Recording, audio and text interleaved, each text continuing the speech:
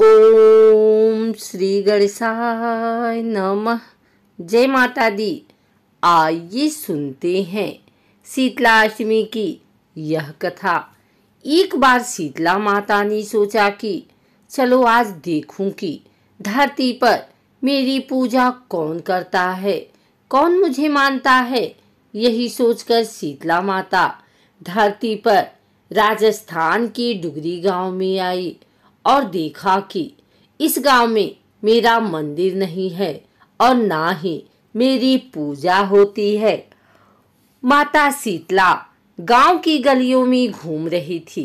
तभी एक मकान के ऊपर से किसी ने चावल का उबला पानी नीचे फेंका। वह उबलता पानी शीतला माता के ऊपर गिरा, जिससे शीतला माता के शरीर में फफोले पड़ गए। शीतला माता के पूरे शरीर में जलन होने लगी। शीतला माता गांव में इधर उधर भाग भाग के चिल्लाने लगी, अरे मैं जल गई, मेरा शरीर तप रहा है, जल रहा है, कोई मेरी सहायता करो। लेकिन उस गांव में किसी ने शीतला माता की सहायता नहीं की। वहीं अपने घर के बाहर एक कुम्हारन महिला बैठी थी। उस कुम्हारन ने देखा कि अरे यह बुढ़िया माई तो बहुत जल गई है, इसके पूरे शरीर में तपन है, इसके पूरे शरीर में फफोले पड़ गए हैं, यह तपन सहन नहीं कर पा रही है। तब उस कुम्हारन ने कहा, हे माँ, तू यहाँ आकर बैठ जा, मैं तेरे शरीर के ऊपर ठंडा पानी डालती हूँ।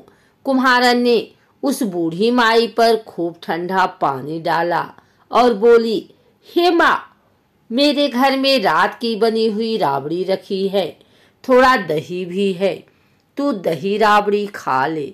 जब बूढ़ी माई ने ठंडी ज्वार के आटे की राबड़ी और दही खाया तो उनके शरीर को ठंडक मिली। तब उस कुम्हारन ने कहा, आमा बैठ जा, तेरे सिर के बाल बहुत बिखरे हैं, ला मैं तेरी चोटी गूंथ देती हूँ। और कुम्हारन माई की चोटी गूंथने लगी, कंघी बालों करती रही। अचानक कुम्हारन की नजर उस बूढ़ी माई के सिर के पीछे पड़ी तो कुम्हारन ने देखा कि एक आंख बालों के अंदर छुपी है। यह देखकर वह कुम्हारन डर के मारे घबरा कर भागने लगी। तभी उस बूढ़ी माई ने कहा, रुक जा बेटी, तू डर मत, मैं कोई भूत प्रेत नहीं हूँ, मैं शीतला देवी हूँ। मैं तो इस धरती पर देखने आई थी कि मुझे कौन मानता है, कौन मेरी पूजा करता है।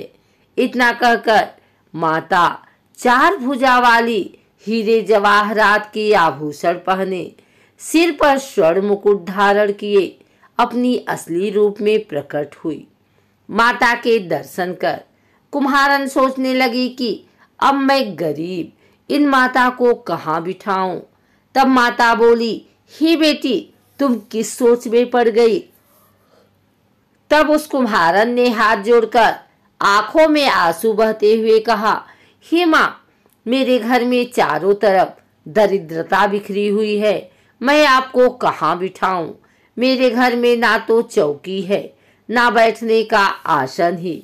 तब शीतला माता प्रसन्न होकर उस कुम्हारन के घर पर खड़े हुए गधे पर बैठकर एक हाथ में झाड़ू, दूसरे हाथ में डलिया लेकर उस कुम्हारन के घर की दरिद्रता को झाड़कर डलिया में भरकर फेंक दिया और उस कुम्हारन से कहा, हे बेटी, मैं तेरी सच्ची भक्ति से प्रसन्न हूँ, अब तुझे जो भी चाहिए मुझसे वरदान मांग ले।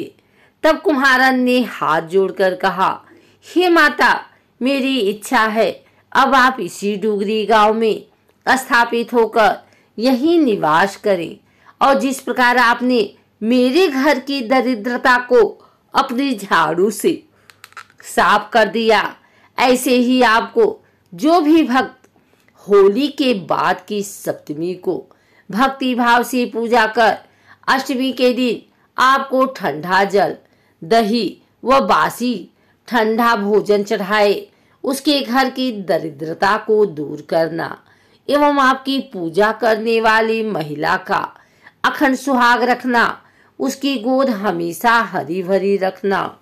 साथ ही जो पुरुष शीतला अष्टमी को नाई के यहाँ बाल न कटवाए, धोबी को कपड़े धुलने ना दे और पुरुष भी आप पर ठंडा जल चढ़ाकर, नारियल फूल चढ़ाकर परिवार सहित ठंडा बासी भोजन करे, उसके काम धंधे व्यापार में कभी दरिद्रता न आए।